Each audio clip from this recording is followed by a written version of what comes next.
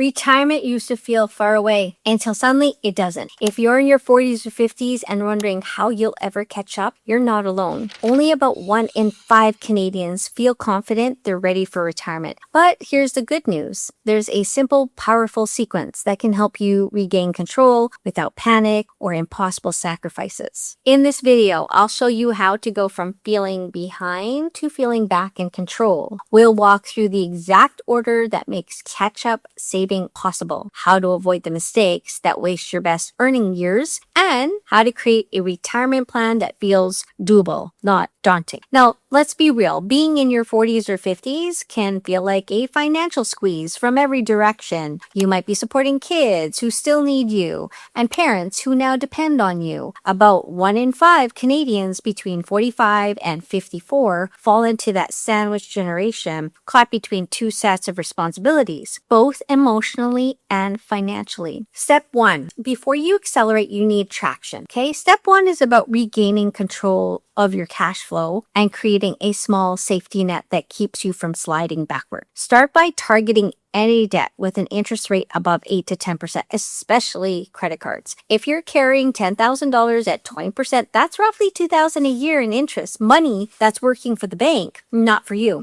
Paying that off is the same as earning a guaranteed 20% return at the same time. Start building a small cash buffer. Even $1,000 to $2,000 is enough to stop emergencies from derailing your plan. It's not about having a huge emergency fund yet. It's about creating breathing room so you can stay consistent. And here's a small but powerful shift. Start an automatic transfer into your savings account, even if it's just $50 or $100 a month. You're not trying to get rich off that first deposit. You're building the habit of paying yourself first. This first step is all about stabilization. Once the high interest drag is gone and your first buffer is in place, you'll feel that first sense of calm. Once your footing is solid, it's time to pick up speed by taking advantage of every bit of free money and tax relief available to you. If you have a workplace retirement plan that matches contributions, your first goal is simple: capture 100% of that match. Okay, it's free money that too many people leave on the table. If your employer matches 5% of your income, that's an instant 100% return on that portion of your savings. Next, make sure you're using the right vehicles for your situation. The RRSP and TFSA are your best allies here. For 2025, RRSP contribution room equals 18% of your earned income up to $32,490. And the TFSA annual limit is $7,000. And for many Canadians, lifetime room is around $102,000. Here's a simple breakdown. If your current income is high and you expect to be in a lower tax bracket later, the RSP can make a lot of sense. You get the deduction now, then pay less tax when you withdraw it in retirement. Now, if you want flexibility or you're close to retirement and you don't want withdrawals to reduce your government benefits, the TFSA is your tax-free sidekick. Every dollar you earn inside it and every withdrawal you make stays completely tax-free. Step 3. Now that your high interest debts are fading and your savings habit is in motion, it's time to redirect that freed up cash flow with intention. Once those credit cards or personal loans are gone, take the same payments you were making and funnel them straight into your RSP or TFSA before a lifestyle creep has a chance to swallow them.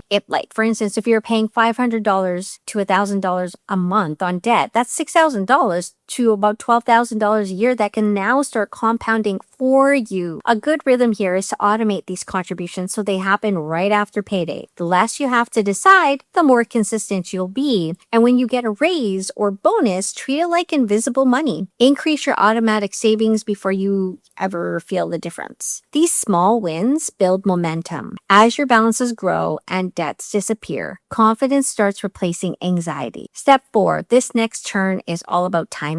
Knowing when to start your CPP and OAS benefits can make a huge difference in your lifetime income. Here's what to know. If you start CPP before 65, it's reduced by 0.6% per month. That's 7.2% per year. Now, if you delay past 65, it increases by 0.7% per month or 8.4% per year up to age 70. Old age security works very similarly. You can start as early as 65, but delaying until 70 boosts it by 0.6% per month. And here's a key point most people miss. The OAS clawback begins once your income crosses around $93,000, at least here in 2025. The beauty of TFSA withdrawals is that they don't count toward that limit. So if you expect to live a long life and have modest savings, delaying your benefits can significantly increase your guaranteed inflation protected income for the rest of your life. But if you need income sooner, or if your health or job situation suggests you might not reach your 80s or 90s, taking CPP or OAS earlier could make more sense. There's really no one size fits all here, but what matters is making the choice consciously based on your income, your health, and tax picture. Step 5, this final step is where everything comes together. It's about turning what you built into a sustainable income that lasts. Most people focus only on saving for retirement, but the order you withdraw your money matters just as much. Here's the general rule of thumb. Draw from your non-registered investments first, then your RSP or your RIF, and save your TFSA for last. Why this order? Well, non-registered accounts are taxable anyway, so drawing from them early can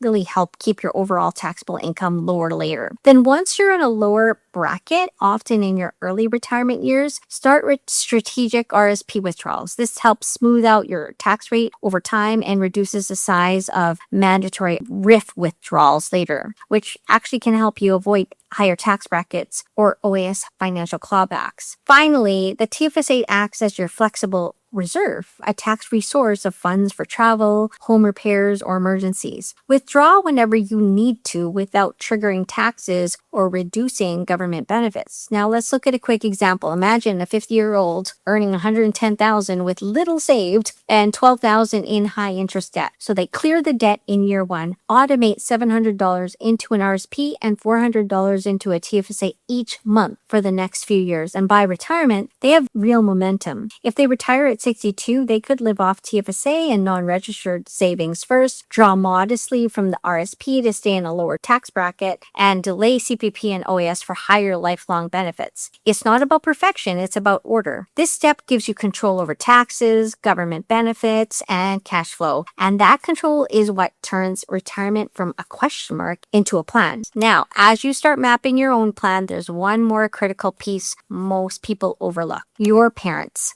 financial reality. Because if they'll need help or subsidies later, it can change your retirement plan completely. So click on the next video, how to tell if your parents will need subsidies in older age. It'll show you exactly how to find out and what to do about it before it catches you off guard.